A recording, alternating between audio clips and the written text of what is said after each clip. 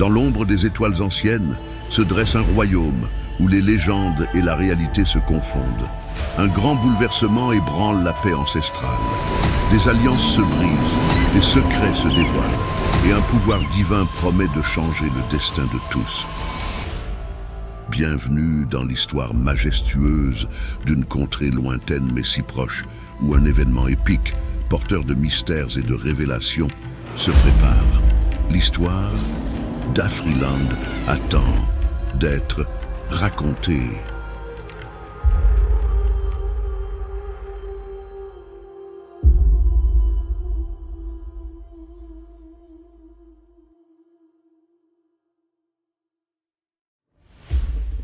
Dans les anciens jours, avant même que le temps ne soit compté, existait un royaume d'une beauté et d'une diversité sans pareille, Afriland. Un monde où les plaines dorées dansaient sous le ciel azur et les étoiles veillaient sur des terres de légende. Ici vivaient 9 tribus en harmonie, chacune bénie par l'esprit d'un pouvoir majestueux. Les crinières royales, fières et braves comme les lions. Les souverains des vents, agiles comme les aigles. La confrérie venimeuse, rusée avec les mambas et les scorpions. La fratrie de la meute, unis dans leur force et leur loyauté. Les grands gris, sages comme les éléphants. Les cavaliers féroces, rapides et forts comme les étalons et les hippotragues. Les requins bleus, maîtres des abysses. Les gardiens célestes, éclairés comme les étoiles noires, et les hommes des terres, les humains vivant sur la terre, divers et ingénieux.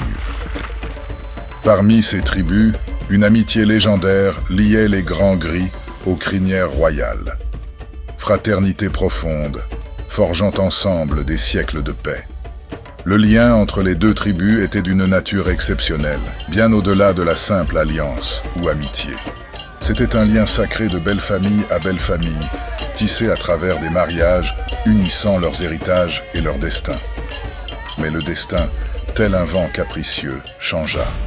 Des étrangers venus des terres d'Ouest découvrirent Afriland. Accueillis avec la générosité ancestrale de ce peuple, ils semèrent la discorde.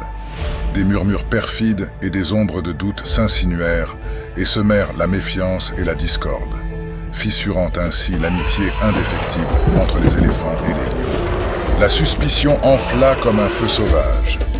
Les lions crurent que les éléphants tramaient une guerre pour la domination, et inversement. Les paroles se changèrent en rugissements, les alliances en confrontation. Ainsi débuta une ère de tourments, voyant les 9 tribus se fracturer en 24 clans. Les crinières royales se divisèrent en lions indomptables, lions de l'Atlas et lions de la Teranga. Les souverains des vents se scindèrent en aigles du Maliba, en aigles de Carthage et en Super Eagles. La confrérie venimeuse engendra les scorpions de Gambie et les mambas de Mozambique. Les grands gris se séparèrent en Scilly national et éléphants d'ivoire.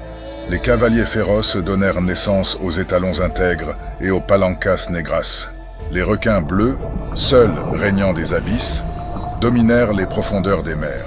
De la fratrie de la meute sortit les léopards du Kinshasa, maîtres silencieux des territoires cachés, les fennecs d'Alger, errants du désert et des tempêtes de sable. Les djurtus de Guinée, incarnant l'esprit indomptable de la meute. Les gardiens célestes se fragmentèrent en 3 clans, les Black Stars, les Taifa Stars et le Nzalang National, clan des maîtres des tonnerres et des orages célestes. Les hommes des terres, quant à eux, se morcelèrent en pharaons mystiques et bâtisseurs de pyramides, en Mourabitoun, guerriers et infatigables nomades, en braves warriors, intrépides et résistants, en Bafana Bafana, unis, jeunes et déterminés, et enfin en Chipolopolo, clan des gardiens des mines de cuivre. Ces 24 clans se livraient à des guerres interminables. Les plus forts dominaient les plus faibles. Dans ce chaos, un acte salvateur survint. Un symbole de paix et d'unité, dans un éclat de lumière céleste, descendit d'Amkup. Telle une météorite ardente, elle brilla au cœur du royaume, dissolvant les mensonges et les rancœurs. Elle révéla la vérité sur les manipulations et les desseins des hommes venus des terres d'Ouest, chassant leur influence malveillante. Dame Coupe, désormais, se tenait comme un phare d'espoir dans les ténèbres de la discorde. Une paix enveloppa Afriland. Les clans, autrefois divisés, se réunissent en un royaume tout en conservant leur individualité, formant une mosaïque de 24 tribus uniques. Pour sceller la paix retrouvée, un tournoi fut instauré. Un duel non de guerre, mais de sport et d'honneur, où les clans s'affronteraient pour la garde de Dame Coupe. Chaque rencontre serait un tissage de stratégie, de force et d'esprit, célébrant l'unité dans la diversité. Tous les 2 ans, les tribus se rassemblent, non plus pour la guerre, mais pour un duel d'honneur et de gloire sous le regard bienveillant de Dame Coupe.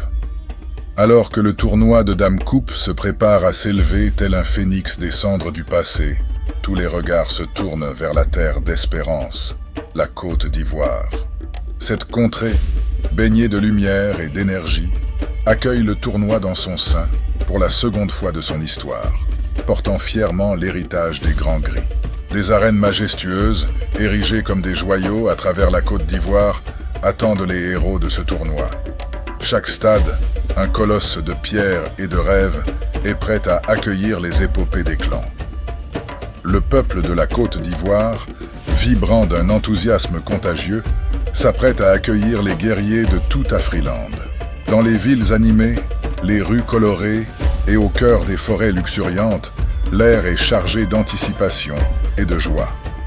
L'esprit des éléphants d'ivoire, symbole de force et de majesté, imprègne chaque recoin, promettant un tournoi inoubliable. L'excitation est palpable. Les tambours de fête résonnent, mêlant leur rythme au chant des supporters. Les arènes, prêtes à se remplir de la passion et du courage des clans, attendent de dévoiler les histoires de bravoure, de stratégie et d'unité. Ainsi commence le tournoi sur la terre d'espérance et d'hospitalité, où chaque match n'est pas simplement un jeu, mais une célébration de la force, de l'esprit et de l'harmonie retrouvée d'Afriland. La Côte d'Ivoire, scène de cette grande épopée, s'apprête à inscrire son nom dans l'éternité de cette légende.